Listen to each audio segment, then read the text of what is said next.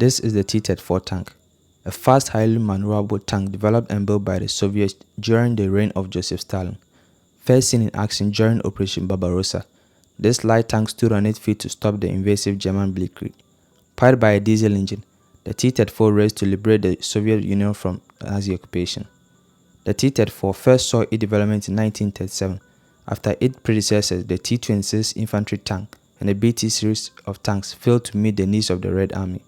So in 1937, the Red Army chose engineer Mikhail Koshkin to develop a new tank to address the flaws of its predecessors at the Kharkiv Comintern locomotive plant. The result of the first prototype was the A-20. The tank had a modified BA-20 engine and was specified with a 20mm thick armor, a 45mm gun and a motivated 2 engine, which uses diesel as its primary fuel. The model was equipped with an 8x6 wheel convertible drive similar to the BT tank's 8x2, which made it possible to run on wheels without tracks.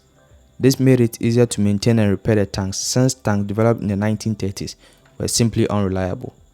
The A-20 at its early stages was incorporated with a sloped armor, which was capable of deployed to perpendicular armor. Most lessons were later learned from the Battle of Lake Hassan in July 1938 and the battles of Khalkhin-Gol in 1939 against Japan. The Red Army deployed the T-26 and the BT tanks, which used petrol as its fuel, whilst the Imperial Japanese Army used diesel-powered tanks. This made it an advantage for the Imperial Japanese Army, since petrol was highly flammable. The T-26 and the BT tanks were easily taken down by Molotov cocktails. Poor quality wells left gaps in between the tank armor, which made it possible for Molotov cocktails to seep into the crew and engine compartment. The use of riveted armor led to the problems whereby impact of enemy shells, which failed to disable the tank, would create spore to kill the crew inside the tank.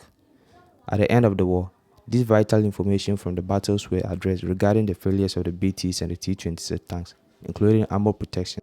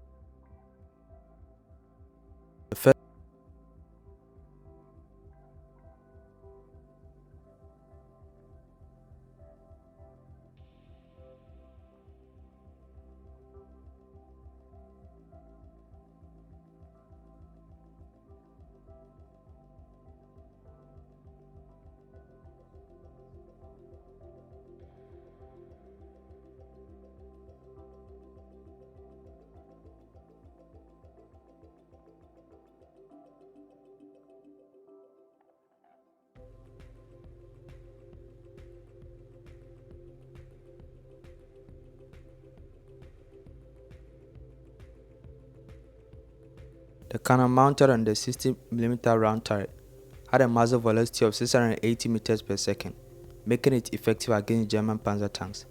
The T-34's wide tracks and good suspension system gave it excellent cross-country performance. The Christie suspension on the T-34 tank consists of large road wheels attached to long individual sprung arms. Each road wheel is mounted on a bogie, and these bogies are connected to the hull. The arms allow for vertical movement of the road wheels, independently providing better adaptability on even terrain. The idea is to improve off-road mobility by allowing the tank to maintain better contact with the ground, reducing the risk of getting stuck on a rough terrain. The independent movement of each road wheel helps the tank adjust to obstacles and uneven surfaces. This design also has some drawbacks, such as complexity, maintenance challenges, and vulnerability in combat situations. Despite its success, the T-34 had a share of problems due to high cost and supply issues. Most tanks could not be fitted with radios, with the exception of company commanders. The rest of the tank crew in each company signaled with flags. This made communication difficult on the battlefield.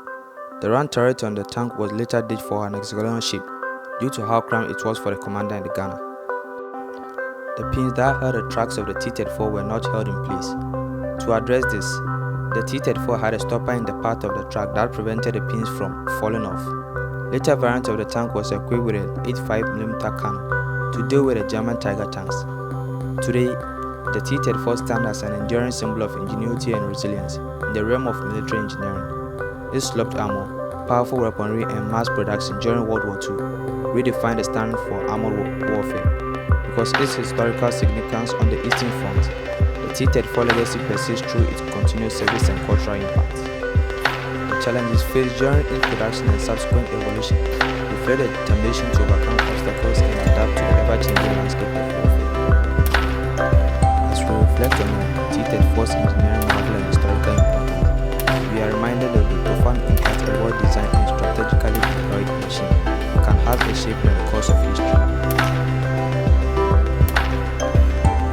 That's all for today. If you are new to this channel, don't forget to like, share, and subscribe.